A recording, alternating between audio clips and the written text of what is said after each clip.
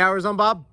500 and a half. 500 and a half. All right, so we'll do the 500 hour review. I've shot one at like 198 or 200 or something like that, because I've always said that until you have 150 hours on a machine, you don't really know. Like this particular machine has 84. It's got a weird hour meter because it's like, I'm pretty confident that it has more than that, like as far as the engine being turned on, but it only seems to be like when it's engaged. Like, will it count over here on this hour meter? I think, because it just seems like it has very low hours for the amount of hours I've in it, but we'll see. Bob, 500 hours, done lots of crazy things, detracked it, all that stuff. So let's go ahead and head on over to probably the truck area and we'll do this 500 hour review. All right, so the Bobster still have the stickers on it. Definitely time for them to come off. But the MT100, this is a 2023 MT100. For the 1 year, 500 hour review. Literally had this just about a year. Got it February, right around the end of February 2023. Had to wait a little bit to get it from Bobcat because they were slow recovering from the scamdemic. And so anyway, this is the first tracked skid that I've ever had, as far as like a mini skid. Wasn't sure what to expect with it. Now we can't really live without it, and because it definitely allows one dude on the ground to just do what a crew of 3 would do. So it really is a multiplier. One of the guys in the audience, one of you guys had said, when I was asking you guys about the Bobcat, we were looking at the Vermeer. I did want to get the Vermeer, the 725. Couldn't get one. The dealer's too far away. I've got a rule with machines, which is like dealer proximity is a big deal when you go to get machines. Like there's a few things that matter, but like the dealer is more important than the brand. There's many other mini skids. I think getting any mini skid is a win because for the productivity that we get out of them is amazing. This guy's got 500 hours on it. We've had a few issues. We're actually experiencing a hydraulic leak today, and we've got a little bit of a hydraulic leak coming out of a drive motor, which is kind of typical. That's why I do the 500 hour review stuff, or at least 150, because you don't know what you have until you're going to go to the dealership within that first 100 hours. I promise you. Buy a brand new machine. I think the list on this one was like 34, and then we had attachments and things like that we bought total. I think the total that we spent was like 50. We got like 6 attachments because I didn't have any mini skid attachments. The one thing with Bobcat is that the skid plate is different than Vermeer or anyone else. Everyone else uses a mini universal plate. Bobcat's is wider. So in theory, it kind of gives you a better surface to work off of, but the attachments are not going to interchange. Like they're not going to interchange like with another. If you had a Vermeer and you had a grapple for a Vermeer, it wouldn't be interchanging. You could get a plate that would be an adapter so that you could utilize that, which is a solution. We've had some issues with it eating coolant. Nothing that gets milky in the, it's got a Kubota diesel on it, 25 horse Kubota, but when we've just run it hot, it's just evaporated and kind of bubbled out. And so we have filled it a few times, not had an issue, not had to change out a radiator, haven't overheated it. We've got a forestry deck for it, and so sometimes it'll run hot with that, and we just have to fill it occasionally. We've done basic servicing, which is relatively easy. You've got pretty good access to your filter in there. You've got side panel access to your fuel filters, and then you've got another side panel on the other side there, which is where we're having this drive motor. We're trying to figure out where this leak may be coming from. Fueling it would. I definitely wish it had a larger fuel tank. It's got it'd run a day on it, but it would be nice if it was a little bit bigger.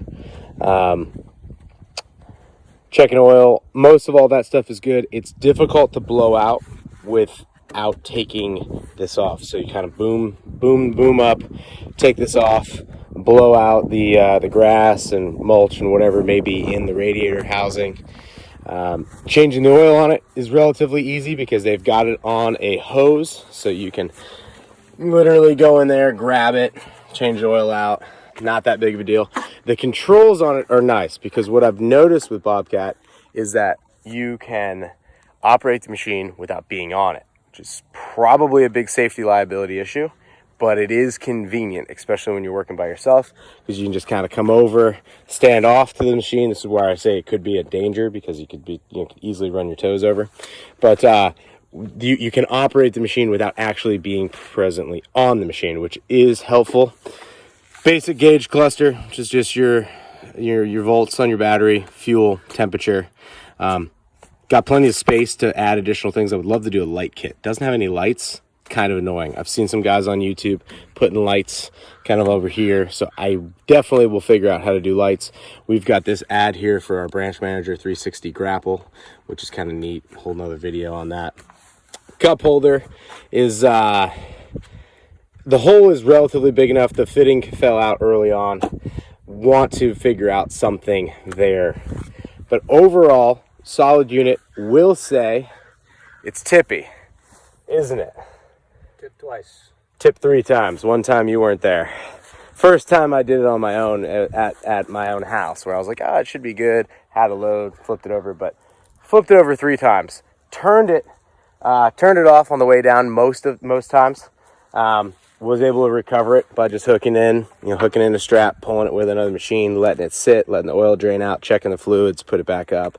It's been rough and tough like that, because one of our flips over, the engine actually, like it was going. Like we had turned it off, but it was going, because it was basically just eating, it's basically just eating oil. And so we turned it off. We actually got it to stall. So it was kind of on the side, and we just put it into a stall where we had just forced the loader into the ground, and it just kind of stalled itself, turned it off. So the Kubota mini skid, I've heard same thing. Haven't used one, but heard they're tippy. Probably operator error on them. Probably my bad. Like most times I was not operating in a safe manner. And the one thing I'll say about the mini skid, the sweet thing is you can jump in, you can jump off, but there is no back protection. So when I've got it on a site and I've got other machines and I've got loaders, particularly excavators, you're always kind of watching your operators on the machine, because you're like, he's kind of exposed. Great visibility on the machine, not so great for if you lose your reference points. You can easily back into something. What we've noticed is that when we have backed into something, this plate has pretty much saved us there. We pretty much fit nicely in there, but you could definitely have a vulnerability point, and that's just going to happen with any mini skid like this. We've got the red tracks. I call them orange. On the invoice, they're red. They were not that expensive. I think they were like $700, $800, under $1,000. I put them on after we had 190 hours on it. We kind of, they weren't, we had to wait for them, and I really wanted non-marking tracks. I think every Bobcat should just kind of come with these. You can get them on any size Bobcat, but they're non-marking. They do really great on concrete surfaces, driveways, things like that. Put them on relatively somewhat. I wish they had been in stock, and if you're going to order one, you can sometimes get a credit on the black tracks that come with it, and they'll just swap you out. So it's something to be mindful of. We didn't have the time frame. We needed to get the Bobcat going. And our track showed up like a month later, but there's no credit on used tracks. So tightening them, relatively simple process to tighten them up. Basically, you're just pushing out a piston here. There's a cranking way to crank it, and you're just kind of every 50 hours, you're just kind of expanding them. We've had them detrack a few times, mainly because we hadn't done our 50-hour adjustments. So that's the deal. The grease pumps are okay, or the grease fittings, the Zerk fittings, they're kind of typical, Bobcat stuff. If you ever run a Cat machine, they're all kind of lined up nice and like really sweet to just grab. So it's got grease fittings, 1, 2, 3. It's got some stuff up front. The on and off, no complaints with all that stuff. All this stuff's been really robust. This is part of the skid plate. That's actually been nice for the hoses. So overall, I'm very pleased with the Bobcat. I think my other top one would be the Vermeer. And then, there's Toro's got one, Ditch Witch has one.